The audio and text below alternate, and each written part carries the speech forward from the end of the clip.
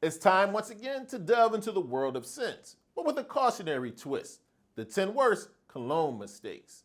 From over-application blunders to poor fragrance choices, we're breaking down the common pitfalls that can cause you to turn heads for the wrong reasons. If you've been wondering why your cologne hasn't gotten your desired reaction, this is the video for you. Now, if you're new here, welcome, Jeff, your style OG. On this channel, we discuss various men's lifestyle topics such as style, grooming, and dating every Monday, Thursday, and Saturday at 4 p.m. Eastern. I invite you to subscribe, tap the notification bell, and join us. And to my returning friends like Jungle from Hempstead, salute. Without a doubt, the most common mistake when it comes to cologne, over-application. This is due to the misunderstanding of the purpose and potency of fragrances. Some guys believe that heavier application leads to your cologne being longer lasting and making a more powerful impact. However, you have to keep in mind, fragrances are carefully curated to have specific concentrations, leading to the fact that a little goes a long way. Not only does over-application overwhelm the senses, it might be off-putting in close quarters. In addition to that, you can become nose blind to your own fragrance over time, causing you to apply even more. And now I know there are some cultural factors that cause some guys to over-apply. Heavy fragrance is seen in some circles as a sign of masculinity. However, to avoid this mistake, it's crucial to know the optimal amount to cause a subtle yet pleasing aroma, to make sure you're enhancing your personal grooming without having a distracting effect on others. In addition to not spraying too much cologne, you want to make sure you don't spray it in the wrong areas.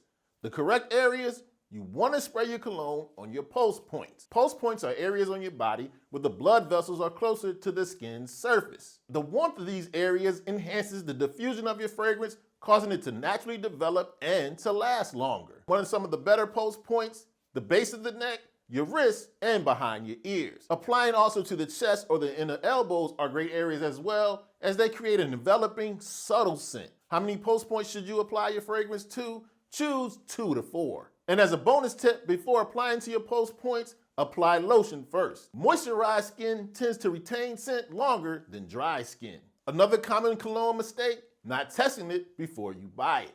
You have to see how the fragrance interacts with your individual body chemistry and if it aligns with your personal preferences. How a scent performs can vary widely due to individual body chemistries. What works on you might not work on me, and vice versa. Testing the cologne on your skin allows you to see how the fragrance interacts with your natural body oils, to see if it develops a pleasant scent throughout the 3 stages of a fragrance: the top notes, the mid notes, and the base. What I highly recommend you do: go to a store and try a fragrance you're interested in, spray some on each wrist. Walk around and do some window shopping for at least 30 minutes up to a couple of hours. That's the best way to see if the cologne has staying power on your skin and if it lives up to your expectations. Ignoring seasonal changes is a common cologne mistake because fragrances interact differently based on the temp and the humidity. And colognes are often formulated to evoke specific moods or complement seasonal atmospheres. Warmer seasons benefit from light, crisp, fresh, citrusy scents, whereas colder seasons are best complemented by woodier, spicier, warmer fragrances. Neglecting the seasonal changes can cause you to choose a cologne that can be out of place or overpowering.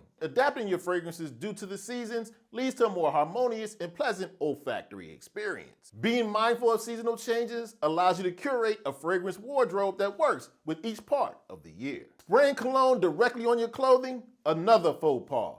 That's because your fragrance was designed to interact with your body's natural oils and the warmth of your skin. When you spray it on your clothing, it can alter the scent, leading to an unexpected and maybe unpleasant fragrance. Also, the fabric of your clothing will absorb and retain the fragrance differently than your skin will, affecting the overall development and longevity of said fragrance. Fragrances are created to interact with your body chemistry. They're made this way to create a nuanced and personalized fragrance experience. You spray cologne on your clothing, it doesn't have the intended effect of the designer. If you want to get the most out of your fragrance, spray it directly on your skin.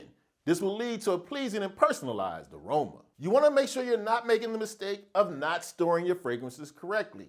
This is essential to maintain the integrity of the fragrance and ensuring a longer shelf life. Exposure to light, heat, and air can degrade scent molecules all the time, affecting the composition of your fragrance. To maintain the quality of your fragrance, store it in a cool, dark, dry place. For an added layer of protection, consider keeping it in its original box. Avoid storing your cologne in a popular place.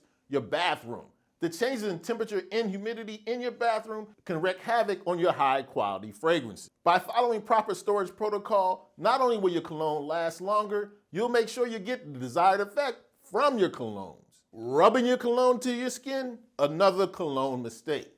That's because when you do that, you disrupt the notes, specifically the top note. The friction and heat that's caused by rubbing your skin breaks your cologne down prematurely. It doesn't give your cologne time to go through all the stages: the top note, the mid notes, and the base notes. When you rub your cologne into your skin, you're stopping the cologne's natural progression. The best technique: spray the cologne directly onto your skin and allow it to settle and dry. This allows the fragrance to interact with your body's natural oils, allowing the fragrance to unfold gradually over time, leading to a longer lasting and more nuanced experience. By not rubbing the cologne on your skin, you're getting the intended composition of your fragrance, allowing it to evolve naturally and showcase all of its complexities. I blame this next cologne mistake on TV and movies, especially when I was growing up: spraying the cologne in the air and walking through it.